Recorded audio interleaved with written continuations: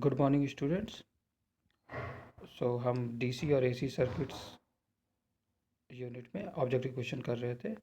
आपका अगला क्वेश्चन है, the current in LC circuit follows the pattern. हमारे पास अगर एलसी सर्किट है तो उसमें जो करंट का पैटर्न है वो किस तरीके से होता है। ऑप्शन फर्स्ट है मोनोटोनिकली इंक्रीजिंग, ऑप्शन टू है after increasing it सैचुरेट्स, option third oscillates, option four decreasing. LC circuit में करंट किस तरीके से बिहेवियर शो करती है ये आपको बताना है। मोनोटोनिकली इंक्रीजिंग का मतलब कंटिन्यूसली वो इंक्रीज करती जाती है। ऑप्शन टू पहले इंक्रीज करती है फिर उसके बाद सेचुरेट हो जाती है।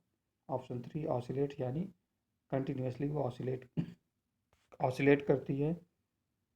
ऑप्शन फोर है कंटिन्यूसली डिक्रीज करती रहती है। आपका राइट आंसर है answer three oscillates.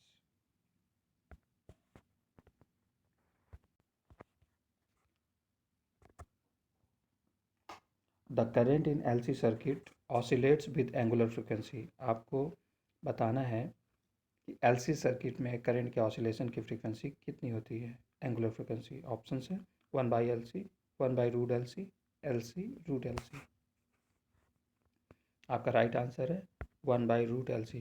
Kindly note that this is angular frequency.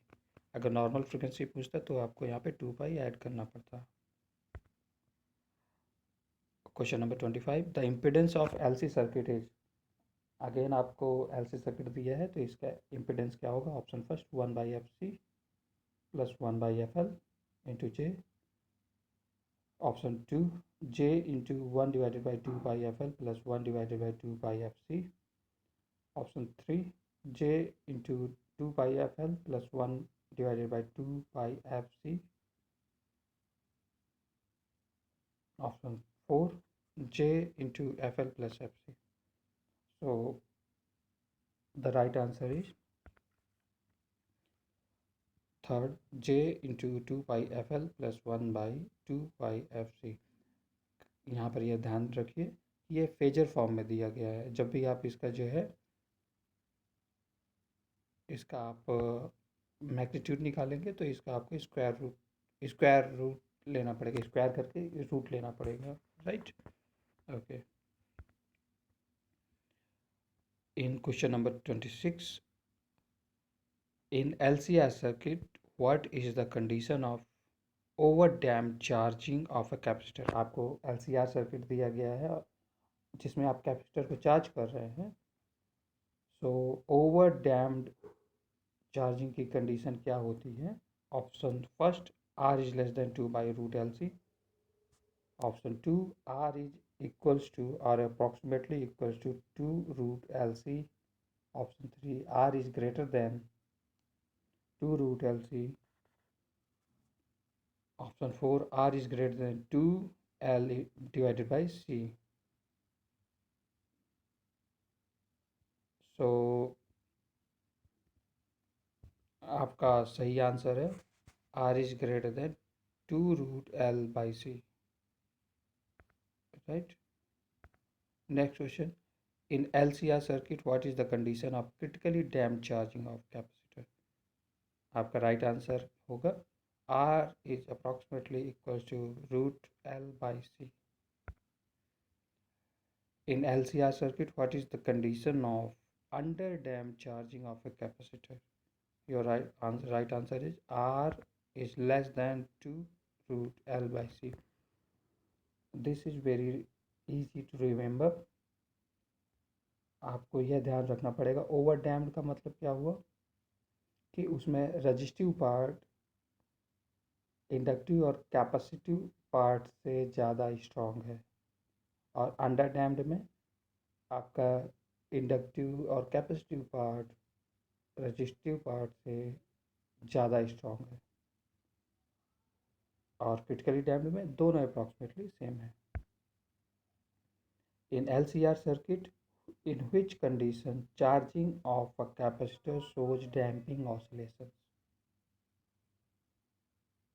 Over damped, critically damped, under damped, in both. First and second, that is over damped and critically damped in both. So आपका answer है, right answer है under damped. Question number 30, Thevenin's theorem replaces a network with option first with a voltage source and impedance at terminals in parallel. Option B, voltage source and impedance at terminals in series. Current source and impedance at terminals in parallel. Current source and impedance at terminals in series. तो आपको बताना है कि इनमें से चार option में से कौन सा सही है। थेवेनिन्स थ्योरम एक नेटवर्क को रिप्लेस करती है दूसरे नेटवर्क से, और किस तरीके से करती है ये आपको बताना है। So the right answer is with the voltage source and impedance at terminals in series, यानी वोल्टेज सोर्स और जो इम्पिडेंस है एट टर्मिनल्स वो दोनों सीरीज में होते हैं। Next question, Norton's theorem replaces a network, Norton's theorem replaces a network with a voltage source and impedance at terminals in parallel, voltage source and impedance at terminals in series, current source and impedance at terminals in parallel, current source and impedance at terminals in series। आपका answer है option third, current source and impedance at terminals in parallel। Kirchhoff's law is applicable to AC circuit, DC circuit, AC and DC circuits, AC and DC circuit with active components only। So आपका answer है option three, AC and DC circuits।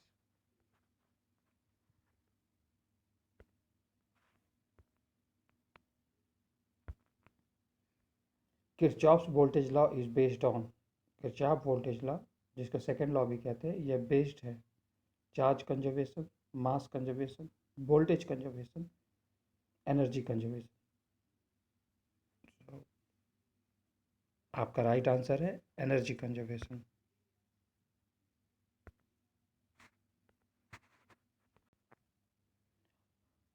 Next question is Kirchhoff's current law is based on, Kirchhoff's current law is called as a first law, Kirchhoff's first law. Options are charge conservation, current conservation, voltage conservation, energy conservation। So the right answer is charge conservation। Kirchhoff's current law क्या है, किसी node पर मिलने वाली सारी currents का sum zero होता है, या इसी को कहते हैं किसी नोड पर इनकमिंग करंट्स का सम आउटगोइंग करंट्स के बराबर होता है। Next question is balance condition for Wheatstone bridge is P divided by Q is equal to R by S, PQ is equal to RS, P is equal to Q and R is equal to S, none of the above। सो आपका right answer इसका है option first, P divided by Q is equal to R by S। Anderson's bridge is use to calculate, आपको अगर Anderson bridge दिया गया है तो वो किस लिए यूज होता है, to calculate capacitor, inductor, resistance, none of the above. Anderson bridge बहुत ही एक्यूरेटली, आपको ध्यान रखना है, बहुत ही एक्यूरेटली आपका इंडक्टर कैलकुलेट करता है। Schering's and de Sauty bridge are use to calculate, ये दोनों ब्रिज किस लिए यूज होते हैं, Schering's and de Sauty bridge. Option first capacitor, inductor, resistance, none of the above. Right answer is capacitor. ये दोनों के दोनों जो ब्रिजेज है वो यूज होते हैं कैपेसिटर कैलकुलेट करने के लिए। Thank you very much.